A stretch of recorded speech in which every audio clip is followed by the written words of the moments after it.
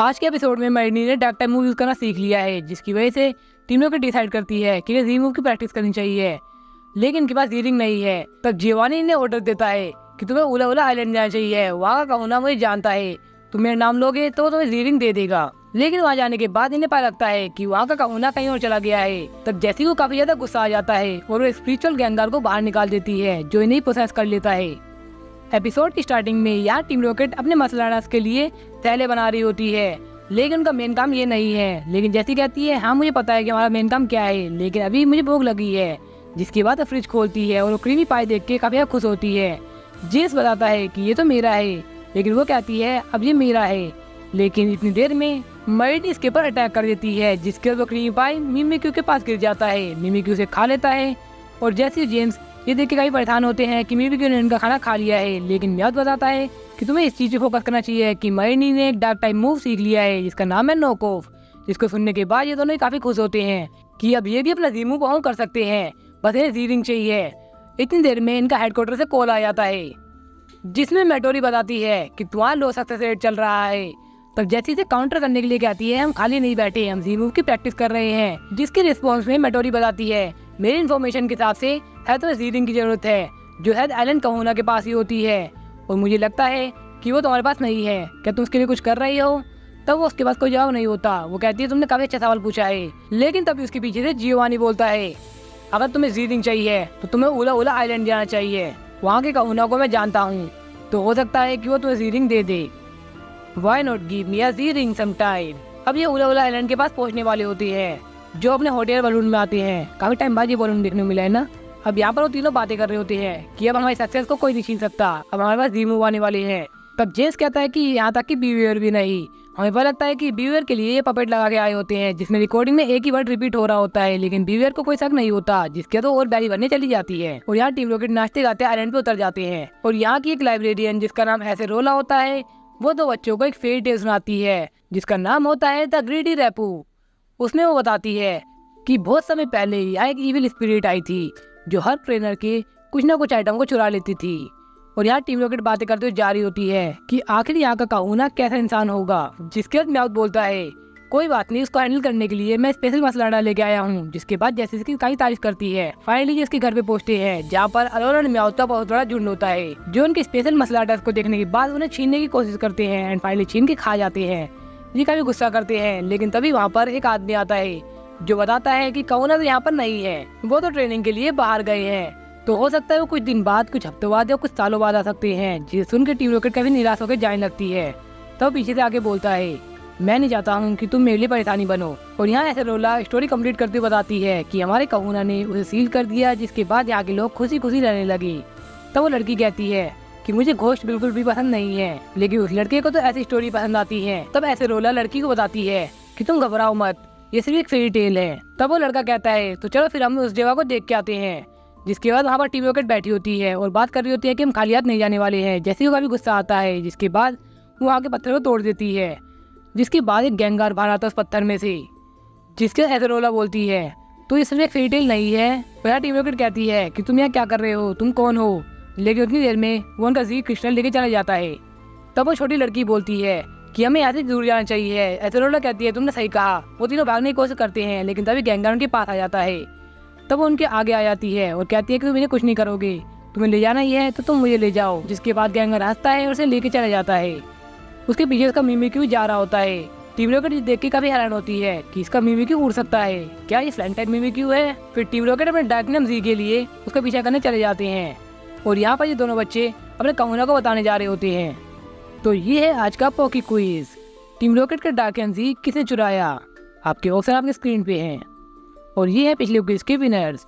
तो यार क्विज में कभी कभार आप बाद में कमेंट करते हैं, इसलिए मैं कहता हूँ कि चैनल को सब्सक्राइब कर लो, जिससे आप जल्दी कमेंट कर पाओ। और यहाँ गैंगार लोग और पोकेमोन से उनका सामान छीन रहा है, कुछ पोकेमोन को डरा रहा है और इंसानों को भी। लेकिन एज़िलोला उसे कई बार रोकने की कोशिश करती है, लेकिन हर बार नाकामयाब हो जाती है। जिसके बाद का मिमिक्यू उसके पीछे आता है, जिसका नाम मिमिकिन्स होता है। फिर यहाँ इनकी बैटल स्टार्ट होती है, जहाँ मिमिकिन्स शैडो क्लो का यूज करती है, लेकिन उसको एक बार भी हिट नहीं कर पाती है। बल्कि हमें दिखाया जाता है कि अटैक साफ साफ उसके लग रहे हैं, लेकिन उसके आर पार निकल जा रहे हैं। जिसके बाद गैंगार से उठा के हवा में उछाल देता है। जब वो नीचे गिर रही होती है, तब एथेरोला से कैच करने जाती है, जिसके वजह दोनों ही गिरने लगते हैं।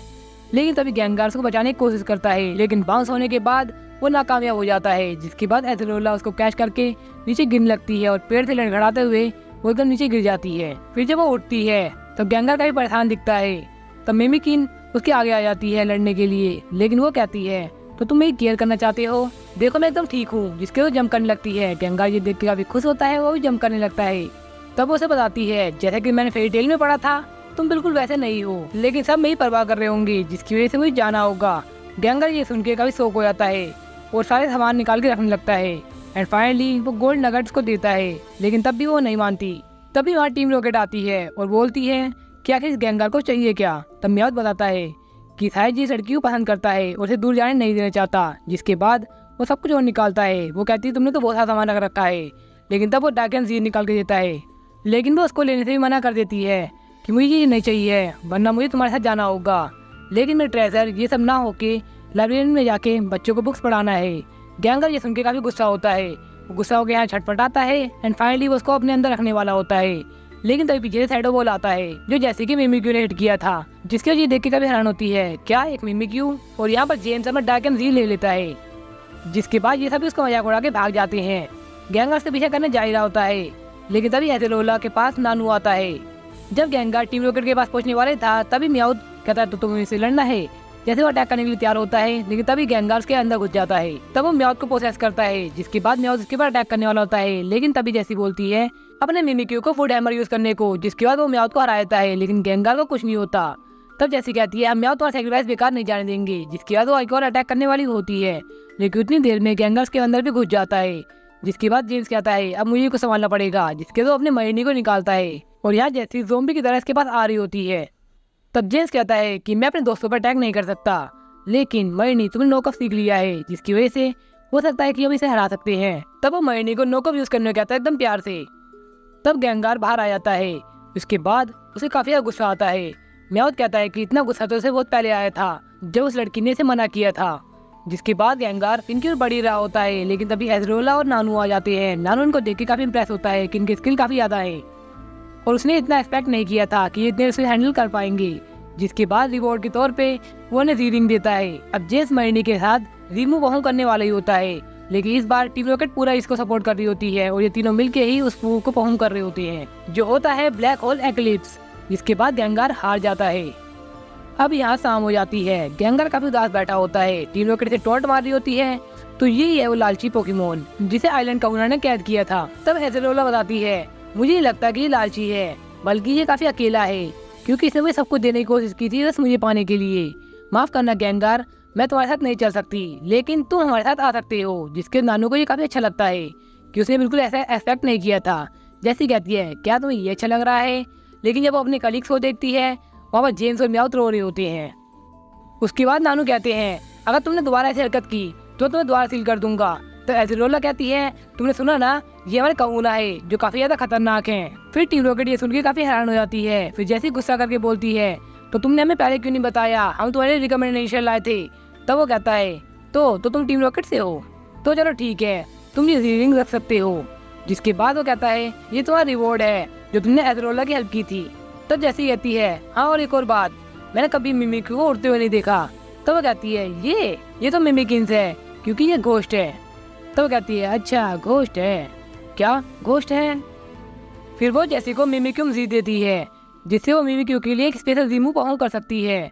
जिसके बाद इन्हें दो चीज नई मिल चुकी है और यहाँ पर ऐस निकल चुका है अपने थर्ड ग्रैंड ट्रायल के लिए, जो नेक्स्ट एपिसोड में आने वाला है। तो अगर आप वीडियो को यहाँ तक देख रहे हैं तो इस वीडियो को लाइक कर दीजिए और चैनल को सब्सक्राइब कर दीजिए ऐसे पोकेमॉन से रिलेटेड नए कंटेंट्स के लिए।